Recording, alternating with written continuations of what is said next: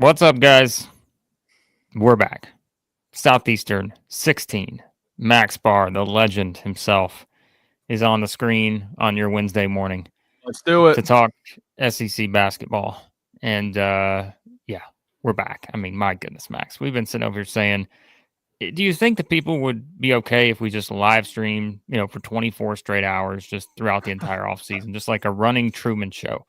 Where, it's just always on air, just us talking basketball. I mean, it's, maybe that's members only. Maybe if you want to be, it just means more member here at Southeastern 16, $3.99 a month. Maybe that's what we do for you guys. But no, we're excited to talk a little transfer portal, talk a little updates on the rosters, where things stand. We had a bracketology come out yesterday, which I'm just over here thrilled about. Love my April bracketology. But we may save that for a separate video. We'll see. Maybe not. It's so absurd. We may have to talk about it in this one. We'll see where we get to.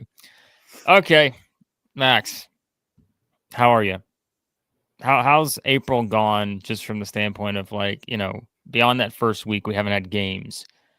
Like, how many times have you rewatched games from this past year and many other seasons? How many games have you watched, you think? Well, just the other day, I rewatched the Alabama-Auburn number 1 versus number 2. That was that game. The way the game played out was a little bit different than the build up to it. But we had a fun weekend. Turned 25 on Saturday. So, yep. Thumbs up in the chat. It's fun. What about you? Any Max, sometimes I think, hey, this is something where should I just go do something other than basketball related stuff? But then I'm like, no, it's all right. I'm good.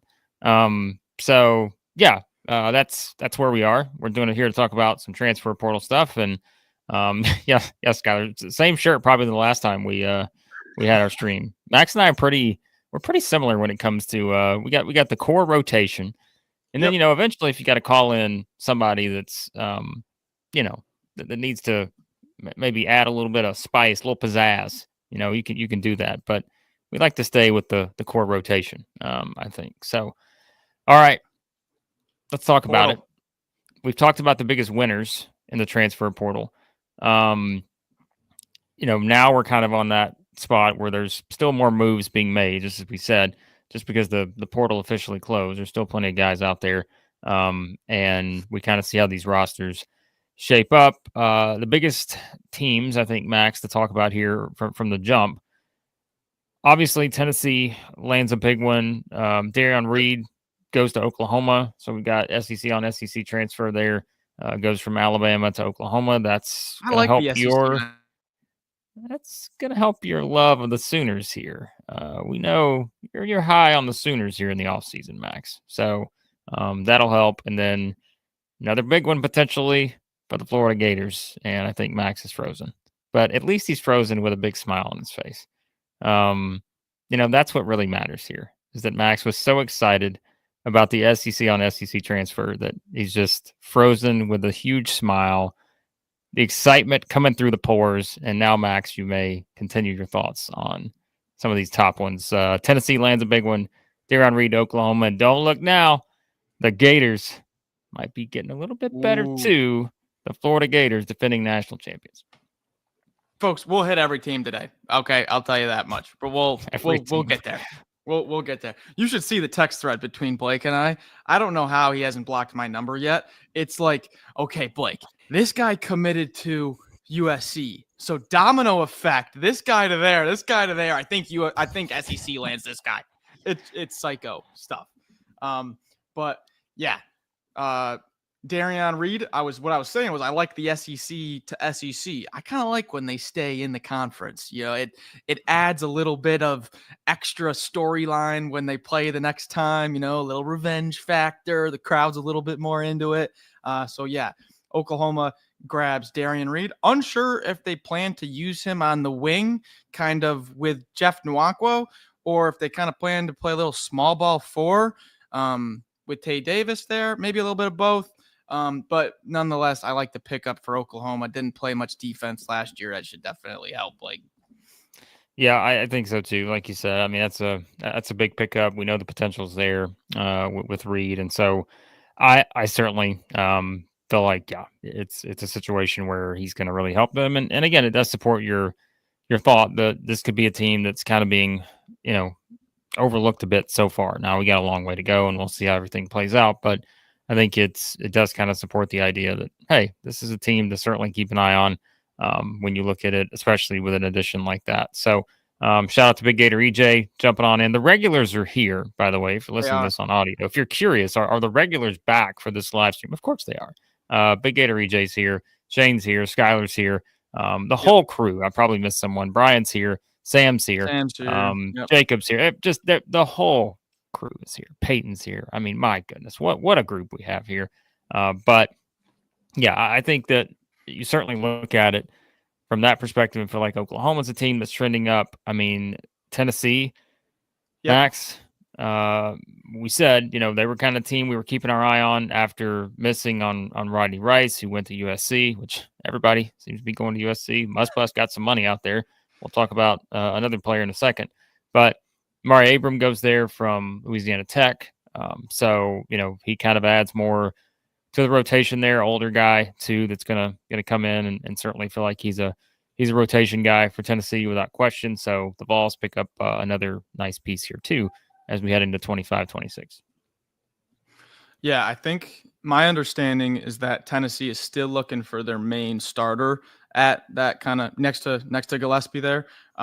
Waiting if the NCAA settlement passes, Gainey gets another year. So that's kind of just a asterisk out there for Tennessee's roster. But they at least fill the gap for the empty combo guard spot.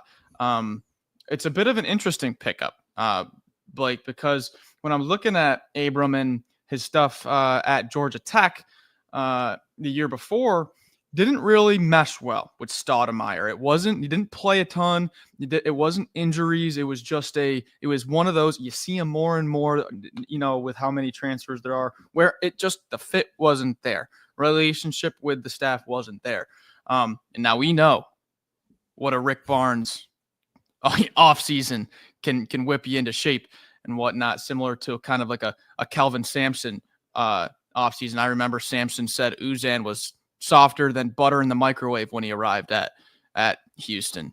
Whipped him into shape. So if there's anybody, because I have seen in some Tennessee chats like, "Ooh, I don't know how he's going to fit with Rick Barnes if he does have, does have a history of that." I'm not worried about it. Barnes, whip him right into shape. Help at the combo guard spot here, Blake. Yeah. So again, we'll see. I think the Gainey situation's interesting, obviously, to maybe see how that plays out for sure, because that'd be a nice thing to get him back. There's no question. So we'll see how that goes. But yeah, Tennessee, another team. We kind of said we identified our top tier teams in the SEC. If you look at it right now, and we bring up the bracketology, we'll mention where Tennessee is kind of listed. I'm telling you, we got to go back and retitle this, Max. We got to get bracketology in there. I think we're going to have to talk about it. I can't even imagine some of the reactions for some of this bracketology, but we got to talk about it. All right, and then the Gators. Don't look now, but Desmond Claude from USC. Speaking of the USC connection here, everything I feel like in the SEC this offseason is somehow it's like just connected to USC, and so. I mean, certainly we talked about Florida. I mean, to me, as we mentioned, I mean, they're certainly one of the favorites, if not the favorite right now heading into next season. And I don't just say that because they're defending national champions, but just look at the roster they have. If they get that entire front court back, like we said, you've added Lee to the mix that we talked about. We think he's going to certainly be significant. And if you were to get Claude here, I mean, it's exactly what you're looking for, right? And so that would be probably the piece that would put Florida, I think, I don't want to say firmly on top, but I mean, they'd have a very good argument to be the top team. So, yeah, pretty sure Claude visited yesterday or right now. It's one of the two. I'm not. Do you think he's watching right now? Do you think he's watching the live stream and thinking, you know what? I'd like to be part of this. And you know what, Max? I'm also curious. if he's watching and he's thinking, how am I going to get my stuff? Yeah. From Southern California to Gainesville, Florida. That's a big move. It's a big move, but Desmond, if you're watching, wait about 10 more minutes, and I'm going to give you the answer of how you can get your stuff there. But please continue. Well, the Gators are looking for Desmond to become a member of their squad, their team, their family. He's going to get more than $3.99 a month, I'll tell you that. Mr. Chauncey is now a member, joins the It Just Means More tier. Appreciate that. Steven? Wow. Stefan? Whatever it is, let me know. Thank you for the support. Best Stephen Q, guys. SQC is how I like to say it. There you go. Yeah. Florida hosting Desmond Claude. You guys probably already know him. If you don't, just real quick, 6'6", ball handler, kind of a very unique build where he is extremely physical, tall, but moves very well. Call him a point guard, call him a combo guard, whatever you want to do. He fits that bill, can bring the ball up the court and initiate the offense. Extremely physical, and this would be probably the biggest team in the nation right now, I think. If you start 6'4", 6'6", 6'9", 6'11", 6'11", I think that would be the biggest. If not, it's right up there. This would be a big-time addition, not only to Florida, but to the league, just to have, like you said, maybe a team kind of firmly solidified up there at the top. Yep, averaged 16 points a game this past season for the Trojans, 4.2 assists, 3.5 rebounds. And yeah, I mean, back-to-back seasons, really. You look at just the role he played for that team, and even going back to, I mean, he's played a ton throughout his entire career. I mean, every year he's played some significant minutes. So last 2 years, though, I mean, he's kind of set himself apart. So yeah, I mean, that would be tremendous for Florida, I think, to add him to the mix. And, you know, you kind of look at that sort of revamped, new look sort of backcourt / perimeter play for this team. Yeah, it would be an interesting combination, I think, with what they already have there. So yeah, I think Florida, as we said, I mean, there's just no doubt in my mind they're one of the top teams right now in the SEC, probably nationally as well. And I think you just kind of put, we always say you give guys the benefit of the doubt. And after maybe that first season, there was like, okay, well, we may want to see a little bit more from Todd Golden and that team. They had injury issues too and that kind of thing. But now it's like we've reached that point with Todd Golden where it's like, all right, hey, we're going to give you the benefit of the doubt. Like we saw what you did last season. We see what you're putting together. You've certainly got, got our attention in terms of confidence level and then putting the pieces together to make it work this season. So, all right. I got a little bit more on Florida before we jump around. Go ahead. Real quick. Also interested in the Aussie Ben Henshaw for the same spot. That's the top two guys they're looking for that combo guard spot. The Aussie Henshaw, who's also working on going pro, and then Claude. Now, there was reports that Claude's agent was asking for multiple million, as pretty much every top portal guy in the market right now is. I don't think Florida's going to overpay. They didn't do that with Aberdeen. But I think they are in the lead for Claude as of right now. And it's been a little bit, but I don't think we've done a show since. But Isaiah Brown's brother, AJ, from Ohio, has joined the Gators. Now, he's got a bit of an injury history. So I think right now, with who I've talked to, the Gators' focus right now is get him with the training staff and get him fit because he's had a bit of a labrum issue. But there you go. Some Gators updates. Yeah, I think Florida will be a team we're going to obviously talk about a lot. And yeah, I think right now that it's hard not to see them as a team that can do what they did last year and have a lot of success and maybe win the league. Be one of the title favorites. I'd have to look at the betting odds right now to see what they look like for the NCAA tournament next season, but that may be something interesting to look at as well. But all right, let's just go ahead and grab Big Baller Brett's question here. This was one of the names that we know is still out there talking about Ryland Griffin. Big Baller Brett didn't even say good morning. He's like, I forgot to say good morning. I just want to know about Ryland Griffin. Good morning to everyone, unless, you are a Ryland Griffin hater, then no good morning to you. But I mean, I would think I feel like we talked about this maybe last time. I've got to think there's some positive momentum towards that being a strong possibility.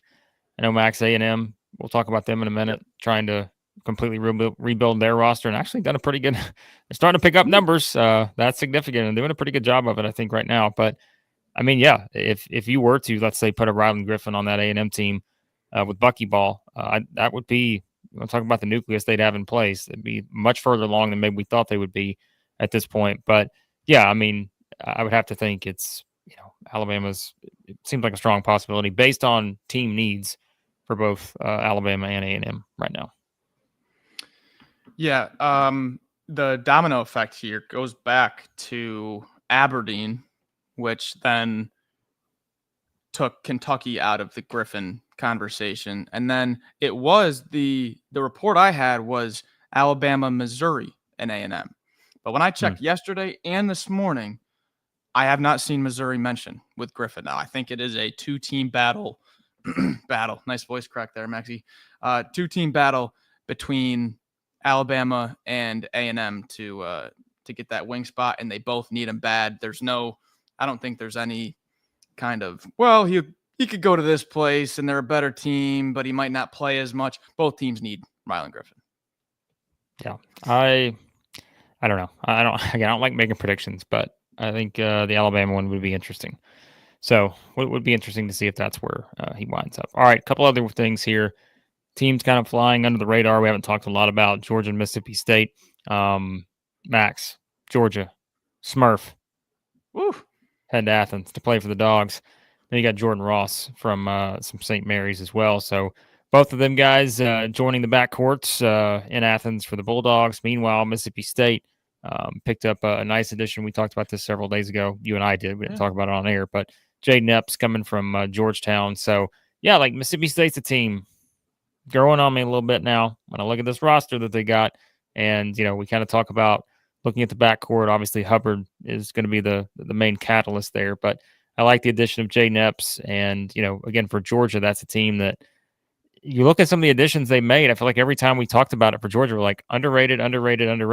And so maybe if you combine all these guys together, then maybe it works out. So, yeah, real quick on Georgia. If you're not familiar with Marcus Millender, it's because everyone calls him Smurf. I had a bunch of confusion with that trying to do my depth charts, trying to find pictures of a Marcus Millender. It's Smurf to everybody else out there. And then Jordan Ross from St. Mary's as well. Vandy fans, if you were watching the March Madness game, Ross had a pretty good game against the SEC. So, hey, Blake, Georgia, we pretty much have a team set here. You're thinking Smurf Millender and Jordan Ross with the ball handling alongside Jeremiah Wilkinson from California. And you got Wofford's Justin Bailey, a nice shooter off the bench. For the wing, you've got Blue Kane and Wilkins, the freshman coming in. Maybe a little bit of Cannon Catchings if you want to play bigger at 6'9". Then you've got Dylan James, who's been there for a few years, keeps getting better every year. Kareem Stagg, they're very, very big on. The freshmen think he's going to get some minutes right away. And then Big Samto at the 5. We got a team here with Georgia, Blake. Yeah, Georgia's one of those that, again, I feel like if you go back and listen to us initially, when SEC is sort of swinging and missing on a lot of these top tier transfers, we were like, okay, guys, like let's all sit around the campfire. Let's have a serious conversation here about how this is looking for the SEC. They've still missed on some top guys, but I think as you're starting to see the full rosters come together a little bit more, reason to be a little bit more optimistic we were. And we try not to, we're not necessarily ones that just go over the top unless it's warranted, which this past season it was warranted because the SEC just kept winning and winning and winning. But I think now when you start to look at some of these teams, I am curious to see how they're going to be able to match up with some of these other top teams, in these other power conferences, because there are some things, like I said, with Georgia, we mentioned Oklahoma, like Mississippi State, like teams like that. I mean, we're going to talk about the bracketology here in a minute. But like these are teams that are certainly projected lower than some of those top teams that we've already discussed. And so, yeah, like I don't know, Max, maybe I'm ready to put 14 back in the tournament. I mean, it's only April and we're looking ahead to March 2026, but maybe I'm ready to get back to the 14-team SEC back-to-back seasons. We'll see. Well, what we've seen the past 2 weeks is, remember how we put those top 6 kind of solidified a top group? They pretty much haven't made a move. Every move that's been made pretty much has been the teams we did not have in there that we were kind of worried about, just filling in. I didn't get to Mississippi State real quick, but I don't have much to add other than nice. Nice. I like the pickup. If you look at the Mississippi State message boards, I think the consensus, the theme of the week right now is, hey, I think we upgraded at pretty much every spot if we get Hubbard back. Mississippi State fans are excited with this roster now, and I think Epps just was the catalyst. It was a little bit worried who's going to be next to Hubbard. Boom, got your guy.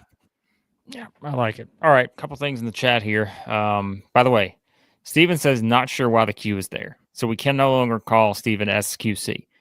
So we're just going to have to go Steven. Or it was meant to be. Or maybe we're just going to call him SQC.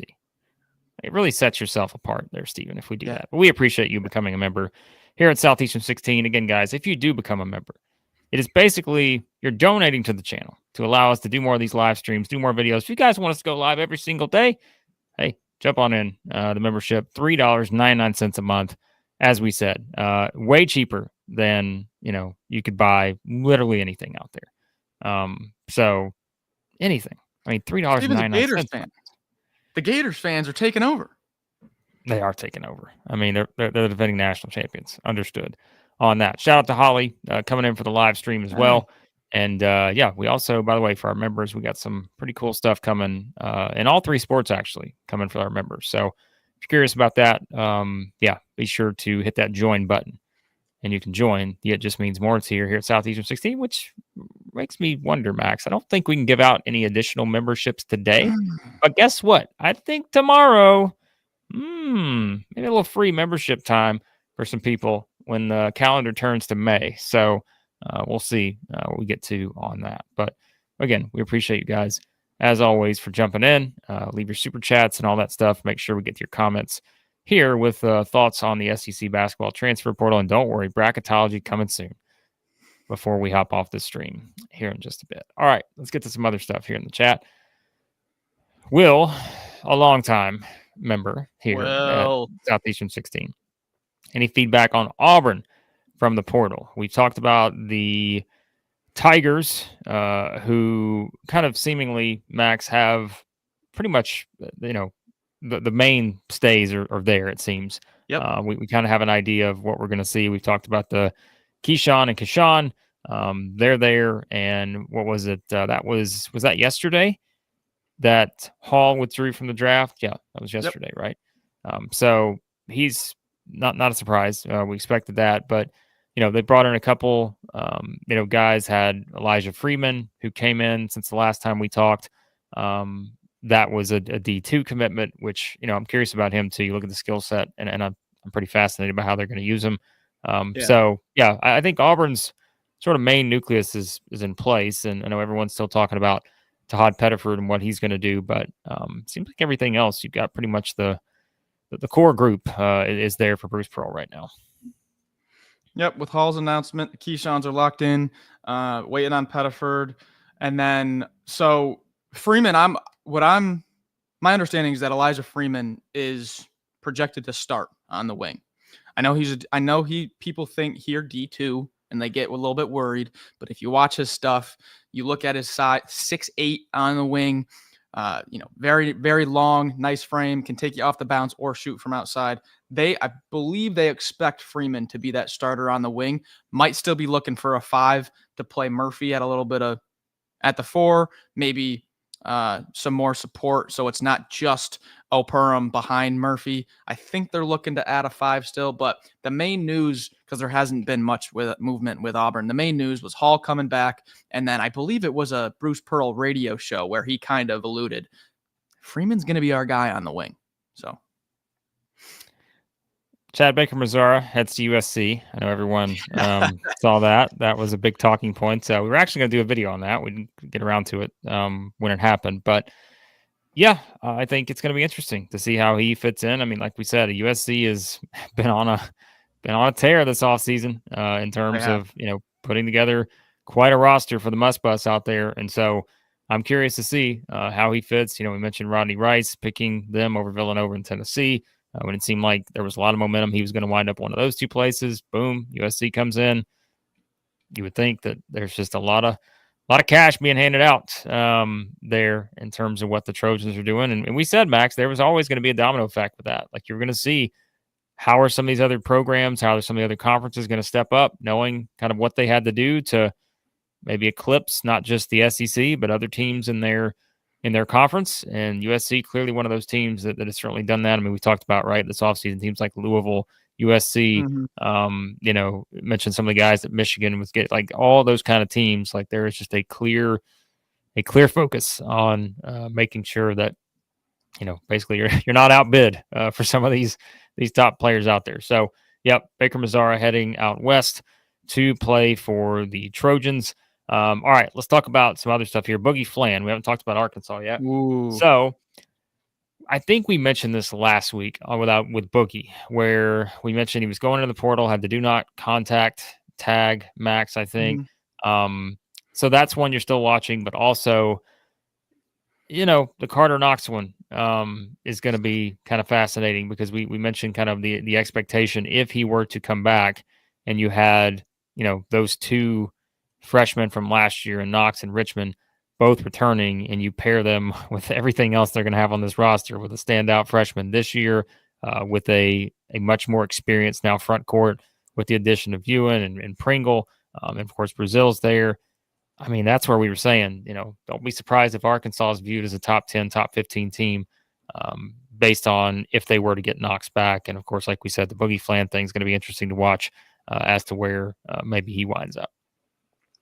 Yeah, just based on current rosters. So these are probably the least reliable rankings ever, because they're based on the current rosters. But Torvik has Arkansas as the most talented roster in the SEC. To take that for what you will. But so the Boogie Fland stuff's interesting, Blake, because Trilly has been saying that the stuff he has been hearing from the agents is that Boogie Fland's 100% draft still, 100% draft. But then people are saying, okay, well, is that just what the agents are saying to maximize the NBA opportunity, right? So is he really 100% draft, like they're telling people, or is that just the current strategy to help Boogie get his best chance at his dream in the NBA, and then he's still, in the portal?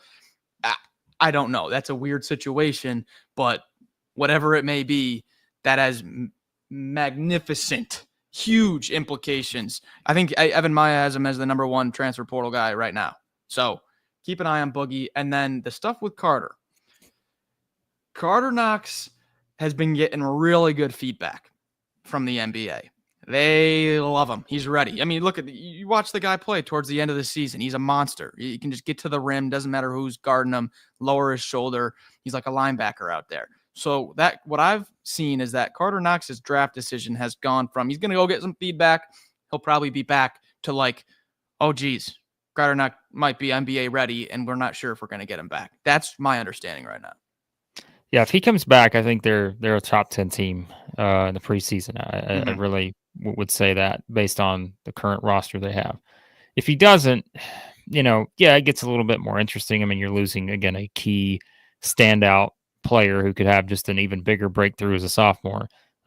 But they're still going to be very talented, and they're still going to be probably one of the top teams out there. And, like I said, we'll see what you also know that gives you another spot to fill if he does. And so is there someone out there that you can kind of identify that may, kind of plug into that spot? So other than the guys who are already on the roster. So I think that's going to be interesting, like you said. And we always say that, like, it's much harder, I feel like, to gauge now. And we know it's because of NIL, whether guys are going to come back, whether they're going to go to the NBA. We know the financial part is a little bit different than it used to be.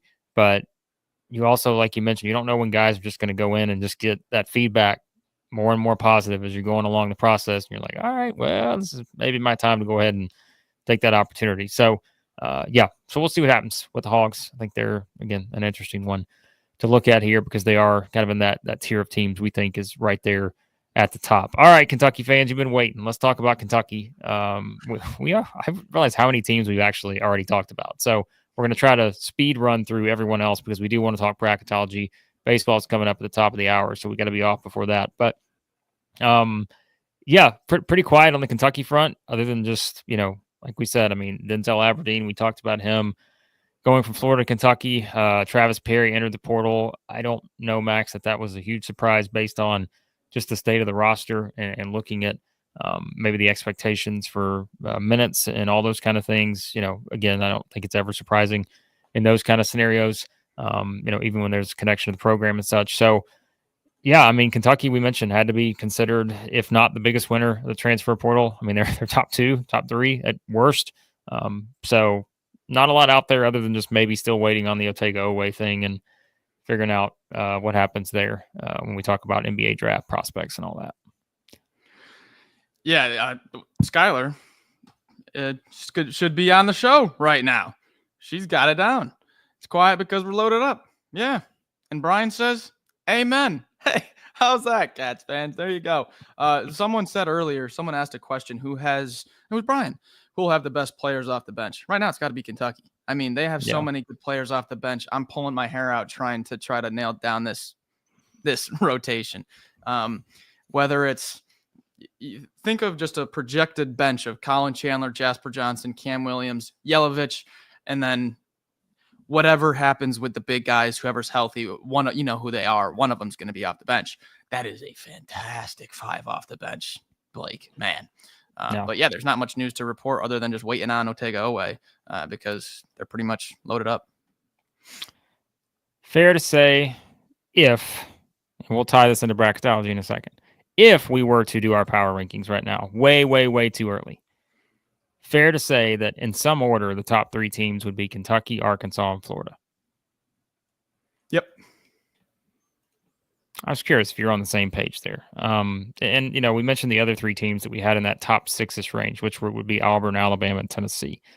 I think we're waiting to see. It feels like those teams, like we're waiting to see one other spot for those teams. And then I think, it gets a lot more of an interesting discussion. But it does feel like right now, to me, those are 3 teams. And I'm just, when you look at it on paper, which, as we always say, games are not played on paper, and we got a long way to go before next season. And there's still guys that, are out there, and we'll see what happens. But I would think right now, those are the 3 rosters that I find the most intriguing and would probably, put up there. But like we said, that could be Alabama grabs, a Ryland Griffin, someone else like, okay, boom, like they're starting to trend back up. Tennessee, we said, still got to figure out that shooting guard, 2-guard spot.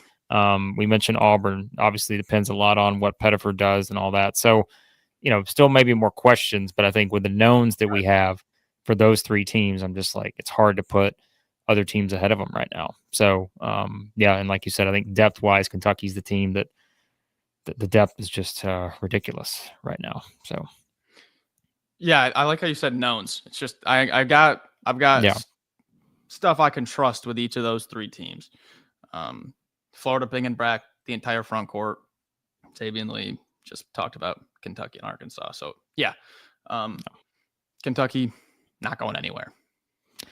All right. LSU, there's really not much here.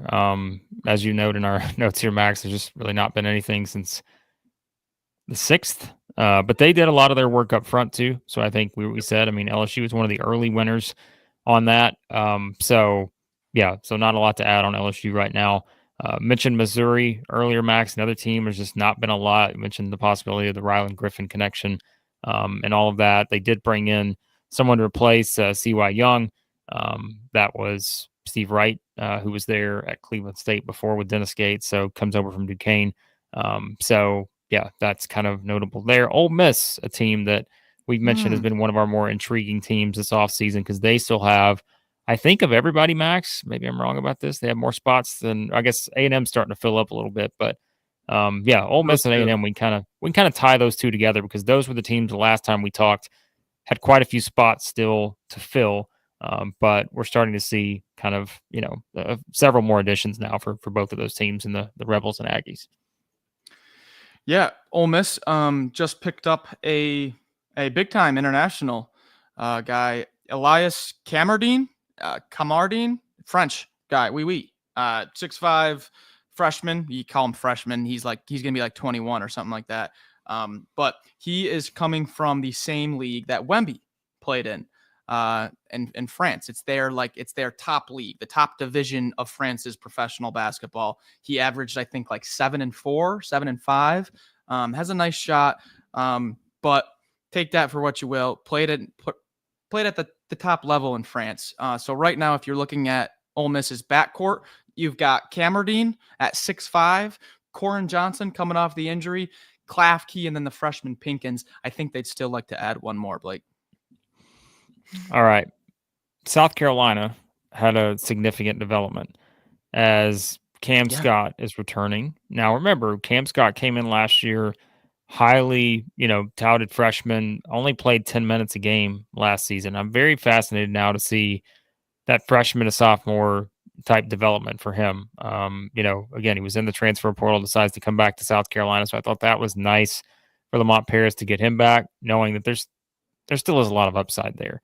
And I think it's going to be kind of interesting to see how they use him a little bit different, in this roster maybe next season. And then, we've already mentioned, like, sure, it hurt kind of losing Eagle staff and all that. But I think South Carolina is another team, when you just look at kind of the core nucleus they have in place, it's going to be interesting to see how they develop some of these guys. But again, like having the Michi Johnson return, I think is something where just at that spot, having a guy that's very experienced and the possibility of how he can impact this team, a little bit more confidence in South Carolina too than maybe we had a while back. Yeah, and they also picked up one of our guys from the Tritons. They picked up a Triton. They picked up a Triton. Yep, Norden Kapic. He's a 6'8" senior. He played the 5 all year for UCSD, with Tate Jones playing the 4. So he is a stretch 4. When you look at him, you're like, okay, that's their stretch 4. But he played the 5 the whole year. I'm not 100% sure what South Carolina's plan is in the front court, because you got Elijah Strong at 6'8", the BC transfer. You got EJ Walker, who they're pretty high on, the 6'8" freshman, and then Kapic from UCSD. Esandoko from Providence, and Butler coming back. So there's a few different pieces there in the front court that I'm honestly not sure how they're going to shake out, but good problem to have. All right. My team, the Longhorns. We adopt a team every year. I love this Texas team. Not a lot going on. I don't even remember if we talked about the Wiltshire edition from St. John's. And so getting him another edition, and now we're waiting to see what happens potentially with another possible significant addition for Sean Miller and company. But stock up for the Longhorns right now, Max Barr. I love this backcourt. How can you not?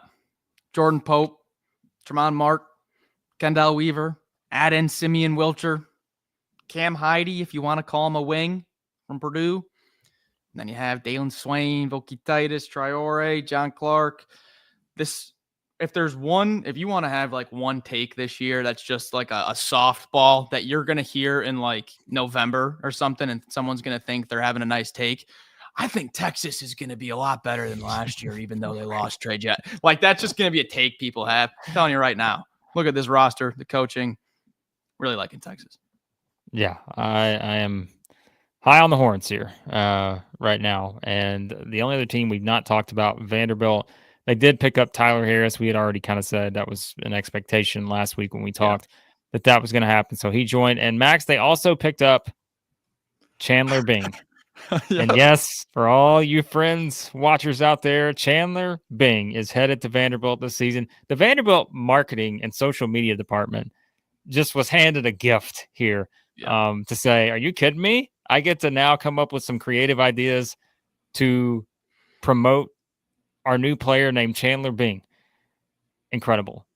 So yes, the late Matthew Perry, it's not him, it's Chandler Bing, who comes from Atlanta. Nice pickup here, I thought. A 6'6" kind of, wing guy. It'd be interesting to see how he fits into, like we said, another team that we've gotten a bit more high on. I think we said last week, I thought Vanderbilt was a team that, if I had to identify one, I don't think is probably getting enough attention. So yeah, I mean, you see kind of, some of the younger guys that they brought in. Let's see how they develop them, like Bing and others we talked about. But really, when you look at sort of the core group they have, very, very old team here. based on everything that they put together. So, yeah, the Commodores, another one that's kind of fun. So, a lot of guys between like 6'5" and 6'8" on this team. A lot. Really stocking up on that kind of athletic wing type of body. So originally I had Harris as the backup wing. On my visual depth charts, I had Harris as the backup wing behind nickel with Tyler Tanner starting at combo guard. But after talking with a few people in Vanderbilt chats, they said, I'm not exactly sure. Don't call him the 2 because it's so hard with positionless stuff. But Vandy thinks pretty confidently you're going to see Tyler Harris, Tyler Nickel, and McLaughlin together. There's a core trio. Now, whether that's McLaughlin playing small ball 5 and, Nickel on the wing, Harris as a small ball 4, or if it's, they're kind of slid down a spot and Nicholson or Washington are in that 5 spot, I'm not sure. But the people that I've talked to that are real connected into Vandy think you're going to see Harris, Nickel, McLaughlin as a core trio. Yeah. I'm excited to see how that goes for the Commodores. So, all right, I think we talked something about every single team, what we had kind of entering today. And by the way, Big Gator EJ from earlier says Joakim Noah was at the conference he was at in Chicago. Got to take a photo with the OG. Nice. Incredible stuff there from Big Gator EJ. So, all right, let's get to the bracketology. I know you guys want to talk about it. Before we do, come on, Max. I said it earlier. If Mr. Claude wants to make Big Gator EJ and the other Florida fans in the chat happy, and he's saying, I would love to be a Gator, but I just don't know. My biggest worry right now is how am I going to get my stuff all the way across the country? Man, it's a good thing he's watching this show right now because he can call our friends at Sanders Moving. Your friends and mine. Sanders Moving, formerly known as Ted R. Sanders Moving and Sanders Logistics, a leader among moving companies in Nashville, Tennessee, and the surrounding area. Again, I am just incorporating the surrounding area. California, to me, is surrounding Nashville in some way, shape, or form. Their team of professional movers are focused on delivering efficient, hassle-free moving at an affordable price, whether you're moving across town or, here it is, 3 words, across the country. Sanders Moving has you covered. Visit them at tedarsandersmoving.com. Now, that was the real thing that people were like, you know what? Man. I mean, it's just, I wanted to hear the basketball talk, but I really wanted to hear about Sanders. And it's like riding a bike. It really is. So, all right. Let's talk about bracketology. Because what has Joe got for us in April? Joey Brackets. Joey L. Mr. Joe Lenardi. You know what? Put out what he got. Lenardi gets a lot of slack. They're not putting your team wherever you want. Lenardi is giving us stuff to talk about in April. He's giving the people what they want. Okay? Come on. Be appreciative we have bracketology in April. April bracketology. There's only 11 months to go before we find out whether or not this one is going to be accurate. But here's what we have. So he has the top overall seed in this tournament as of April 2025 for the March 2026 tournament. The Purdue Boilermakers, Max, number 1, as his top overall seed. So that is notable. His first team out. Well, a long-running feud here between me and this team, the SMU Mustangs, as his first team out. What do you know? The Mustangs. First team out. Last team in, he's got NC State. Will Wade leading his Wolf Pack. Will Wade's Wolf Pack. Now, there you go. Now I get it. Now it all makes sense. There's another marketing. They might get Haggerty, too. Yeah, well, I wouldn't be surprised. Okay, let's talk about the SEC side of things, though. Yep. Here's what we got from the SEC portion of this bracket. Are there any 1 seeds in the SEC? You say last year we're talking about, hey, maybe the SEC is going to clean up all the 1 seeds, maybe 3. Right now, there are 0 SEC teams on the one line, as he's got Purdue, Houston, Duke, and St. John's. St. John's, the Red Storm, storming their way into the South region in Houston to play Navy. So that is what he has at the moment. By the way, I'll pull up this full bracket here in just a minute, but we're going to try to go through these a little quick because we do have baseball at 10. All right, on the 2 line, what SEC teams are there you can say? Only one. Only one SEC team is sitting on the 2 line, and that is the Kentucky Wildcats for Mr. Lunardi. He doesn't have Florida in the top 2 lines. And listen, I made our guy Neil Blackman replied to the tweet I put out yesterday with these seed lines, and he put the little emoji where he's marking it down. Right? Mm-hmm. I said, hey, I don't know how. I don't know how the likely preseason favorite, or at worst, maybe number 2 team in the SEC, is a number 3 seed, is what he has the Gators at. But I said, we got 11 months to find out. We got 11 months to find out if it's going to be true. He does have Florida as a 3 seed, playing Furman in Tampa, by the way. He had Kentucky playing North Alabama and St. Louis, if you guys want those additional details. Also at a number 3 seed, he's got Tennessee playing McNeese, the 14. That's in Greenville. Now we go to the next line, 4 seed. He's got Auburn playing High Points in Tampa. He has no other SEC teams. We go to the 5 line. Who's our top 4? So who do we have as our top 4 in the top 4 seeds? Kentucky's a 2 seed. Tennessee's a 3. Florida's a 3. Auburn's a 4. Okay. Unless I'm missing. Hold on. I've got to be missing one somewhere. Why do I not? Oh, no. He does have Arkansas as a 5. That is one that surprises me. I think Arkansas should be higher. So he's got Arkansas as a 5 playing Yale, of course, in Portland. He's got Arkansas as a 5. So we keep going here. Now we go down to the 6th line. He's got Missouri as a 6. Now, I'll be honest with you. That one surprised me a little bit. Yeah. I didn't know, maybe because I think we're still trying to figure out exactly what we think of Missouri. But, like we said, having Mark Mitchell back, having some of those core guys back, I don't hate it. I don't hate the idea of having them in the 6. But he has them as a 6 against San Diego State, 6-11 in Oklahoma City. Also on the 6th line, the Crimson Tide of Alabama, playing Memphis and San Diego. Wow, Big Gator EJ. You're going to get to see Alabama and Memphis duking it out in San Diego. All right. 7 seeds, Max, from the SEC. Mississippi State. Nice. In Portland, playing the play-in winner, Indiana and Marquette. So that's notable there. We go to the 8-9s. Vanderbilt as an 8. So nice. Mr. Lunardi buying in on the Commodores as well. Yep. As a team that's maybe kind of interesting to look at. Playing Iowa and Oklahoma City. Also, in the 8 game, he's got Texas, which we all know what I think about that. You got to be kidding me. Texas is an 8 seed. There's no chance. They're much higher than that. He's got him playing Baylor, Texas and Baylor, against Duke as the 1 seed in Greenville. The 9 seeds from the SEC. And remember, how many teams we talked about so far? And we still got several more to go. We're going to get to our total in a second. Spoiler alert. It's pretty much close to what we had last year. The 9 seeds got Oklahoma. Max doesn't agree with that, I don't think. I think they're better than that. Oklahoma's a 9 playing Oregon the 8 against the 1 Purdue. And then in the other 8-9, Georgia as a 9 playing Cincinnati the 8 with St. John's as the 1. So, that's there. And then... Oh, you're saying you could get Georgia against St. John's on a neutral? Oh, Georgia St. John's. What happened? Big Baller Brett, we just got a commitment from who? Who just committed?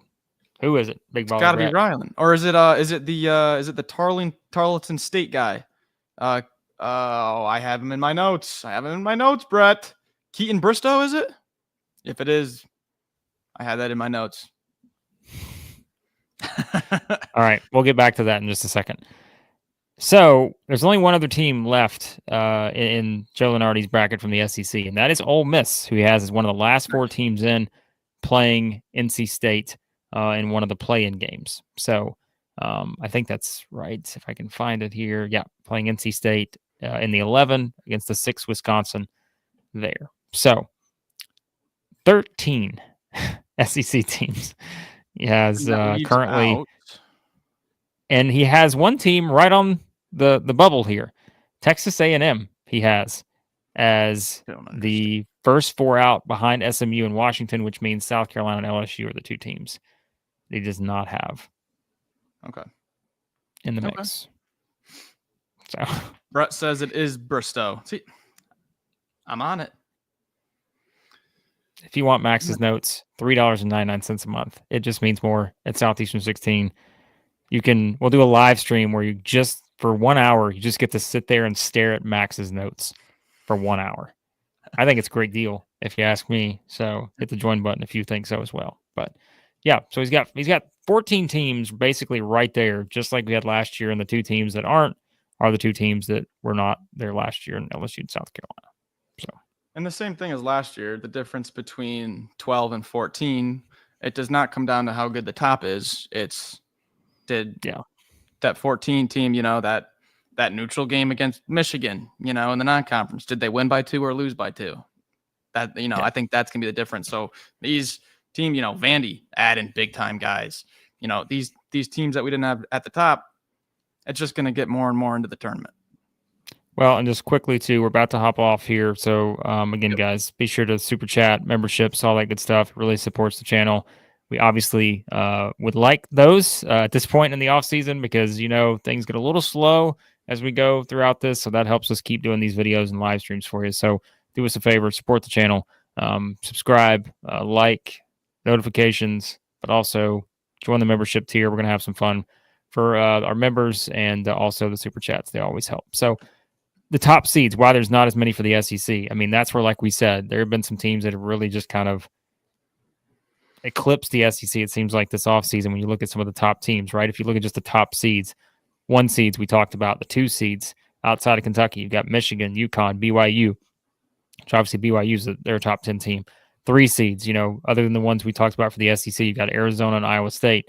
4 seeds, you got UCLA in there. You've got USC, the must bust, Michigan State. So we've said, like, you just got a lot of these teams that are kind of, again, kind of on the ascent here. And so probably not a huge surprise when it comes to, Louisville's a 5 seed, so teams like that. So just kind of where we're at so far, but we got a long way to go. It's April and a long way to go. We'll be here to cover it. You guys know that. So again, do us a favor, all that good stuff. Subscribe, like, turn on your notifications, and maybe have some membership stuff coming up soon, as early as next week. We might have a members thing we're going to do for you guys. So join on. That it just means more to you. And again, we appreciate you guys watching as always. Talk to you soon. Southeastern 16.